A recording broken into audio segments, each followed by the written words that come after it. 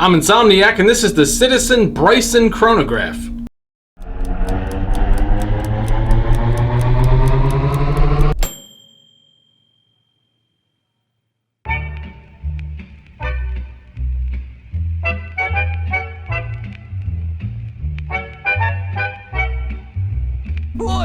Before we jump into this review, huge shout out to Patrick. That Islander watch that you saw me review recently, that was also one of Patrick's watches. That's largely how this channel is continuing at this point, is people loaning awesome watches for me to review here for you. So if you have anything you'd like to see me review here on the channel, email me at shoulditimethis@gmail.com. I will let you know where to send the watches. They'll be reviewed, insured, and sent back. Also, for those of you who have been following the channel for a while and you're surprised to see me reviewing another Citizen watch, after that video I had put up years ago that now has over 100,000 views telling people not to buy Citizen watches, you can go back and watch that if you want that story. I never said I wasn't going to review Citizen watches again. People just stopped sending them in, I guess because of the topic of that video, but here we are. Okay, with all that, let's get into the watch. The case on this watch is very nice in all ways but one, which we'll get to later. It's a stainless steel case with a great mix of brushed and polished surfaces.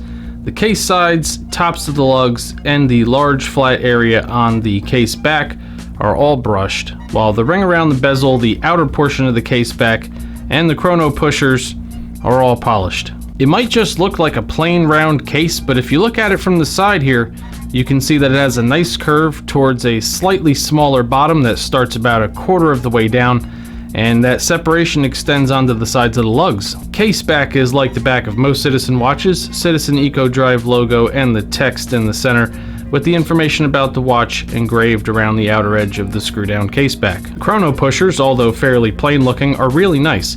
You have an audible, nice positive click that you can actually feel to the start of the chronograph as well as the reset for the chronograph. So they work well and they're gratifying to use because you literally get the feedback from the pushers when you push them. The crown, although also plain, is a nice size in proportion with the diameter of this watch and has a good grip for adjusting the date and time. Meanwhile, your bezel insert is thin and understated, but it has a clean and clear numerical track for the tachymeter scale. Something about the mix of high legibility mixed with the thin, not overdone width of the bezel makes it really nice in my opinion. Last but not least, we have the one thing that I don't like about this case, which unfortunately is one of the most important character traits of the case, the size. It's not massive, but at 44 millimeters in diameter, it's already large, but from case side to the outer edge of the crown, we're talking almost 48 millimeters across in that direction, and from lug tip to lug tip, we're at 51 millimeters. So on a standard 7-inch wrist like mine, it actually doesn't look too big, surprisingly, but it felt noticeably large on the wrist throughout the day in terms of footprint. Other than the size though, it's a nice case. Under the flat mineral crystal, you have what I consider to be a really cool chrono dial. Actually, one of my favorite chrono dials that I've seen on this channel so far, because it has everything you need, nothing you don't, and the right features and functions are emphasized in such a way that you kind of end up with an aesthetic that mixes subtle sportiness with utilitarian tool-like simplicity. Starting with the base of the dial, a couple retail sites list this color as white. It's not. It's a cream-colored dial, almost like a super light tan. All of the text, numerals, and the track for the minutes, hours, and fifth seconds are all done in black, which contrasts perfectly against the light-colored backdrop. You have a date window at 3 o'clock, white numeral on a black disc, which looks good with this piece. Then you have 3 subdials, and I really like what Citizen did here. First of all, you have 3 useful subdials, but sized for importance. The subdial at 12 o'clock shows minutes for the chronograph for up to an hour, while the subdial at 6 o'clock is the running seconds for the main time. At 9 o'clock you have a 24-hour indicator, but as you can see, that subdial is about half the size of the other two because it's a function that requires much less precise viewing. Basically, is the hand pointing to the right or to the left? To the right is AM and to the left is PM. It works and doesn't take up as much room as the other subdials, which need to be larger in order to be used precisely. The second subdial for the main time at 6 o'clock has individual markings for each second, and I like the fact that the bottom edge of that dial actually interferes with the 30 down at 6 o'clock. Just a nice, neat aesthetic overlap. Meanwhile, the subdial up at 12 o'clock for the chrono minutes is very cool. It too has individual markings for each minute, but it's done with a gray backdrop to differentiate it from the running seconds down at 6 o'clock. And it has an orange ring bordering the outer edge as well as an orange hand, which perfectly matches the large orange second hand for the chrono seconds, which all makes identifying and singling out the chrono functions on this watch really simple to use, while also making them interesting to look at. I also really like the fact that all you have here is the main chrono seconds stemming from the center of the watch, and the minute counter in that gray subdial. That's it. It's all you need, and as opposed to many other chronograph watches, you don't use 70% of the dial on chrono functions that most people rarely ever use anyway. They're there and easy to find, but they're tucked out of the way when not in use, giving you a pretty clean and uncluttered dial to read when you're not using the chronograph. Your hour and minute hands are also nice and simple, but they look good on this dial. Black borders with large lume fillings, great lengths for this dial, and both have definitive tips on them that easily show where they're pointing. So overall, it's a clean, simple, and in my opinion, pretty cool dial. You have 3 usable complications on this watch. The date at 3 o'clock is large enough and has good enough contrast to read pretty easily at a quick glance. You have the 24-hour indicator at 9 o'clock, which is small, but as I stated earlier, very easy to use. And of course, the chronograph, which gives you precise minutes and seconds down to the 5th second for up to an hour, and I'm happy to see here that it's a correct chronograph layout, at least in my opinion, where the second counter for the chronograph stems from the center of the watch, giving you the entire outer edge of this large dial for precisely measuring the seconds and partial seconds, as opposed to a lot of the ridiculous watches I've been coming across lately on this channel, which use a subdial second counter for the chrono. All of these complications are useful, and they all work well. The lume on this watch is useless.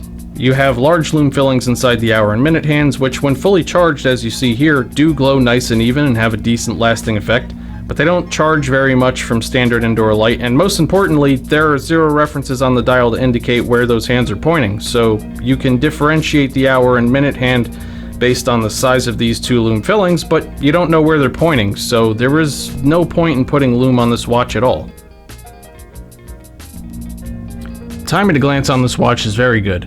Despite having 3 complications, it's a large and fairly uncluttered dial with large and legible markers for the hours and minutes, and a good set of hands that are large enough for this dial and precise in terms of showing where they're pointing. Add all that to the great contrast between the black markers and hands against the cream colored backdrop, and it's very easy to find the time on this watch at a quick glance.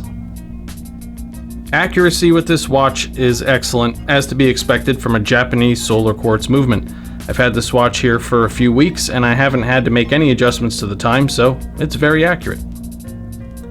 The strap on this watch is actually very nice, with one tiny criticism.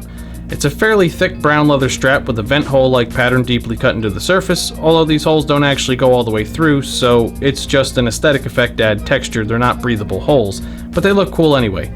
The brown they used here actually looks pretty good with this watch with the cream colored dial. The buckle is shaped nicely, the brushed finishing matches the case well, and you have the Citizen brand engraved into it. I found the strap to be comfortable throughout the day with a quality, sturdy feel. Really, the only thing I don't love about the strap is the white stitching, because as I mentioned earlier, this isn't a white dial, so the white stitching doesn't match anything here. It's not a big deal, and if I wouldn't have pointed it out, most people probably wouldn't have even noticed it, but it would have been nicer to see either a light cream stitching to match the dial, or even black stitching to add a very subtle contrast that matches the bezel insert. Overall though, it's a nice strap for this watch. As of the time of this review, you can find these brand new on Amazon for $262.50.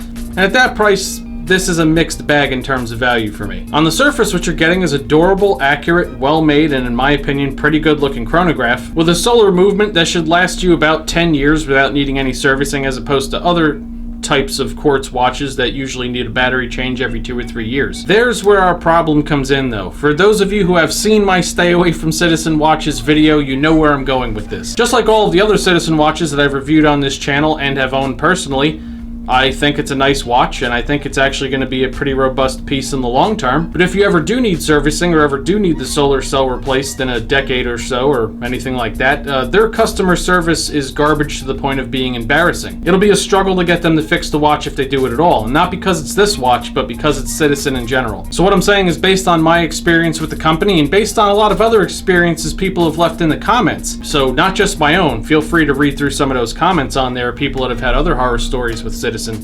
Basically, this watch has an expiration date. When this solar cell dies, you can basically throw the watch out. Citizen is probably not going to fix it. So if you think $262.50 is a solid value for 8, 9, maybe 10 years worth of use, and then you could throw it in the drawer, then, you know, it's a good value. If you want to be able to wear this watch and you love it to death and you think you're going to wear it for half the rest of your life, well, no, you're not. Mix that with the fact that in the $250 range, there are tons of quartz chronographs to choose from. Really, this will come down to whether or not you really, really like this specific watch enough to pick it over all of the other quartz chronographs in that price range. If you love the aesthetic of this watch and you can see the value in basically a 8, 9, or 10 year purchase based on how long this solar cell lasts, and that's it, then I actually think it's a very good value for that price. If you have one of these, definitely leave comments down below. Let everybody else know what you think of this watch.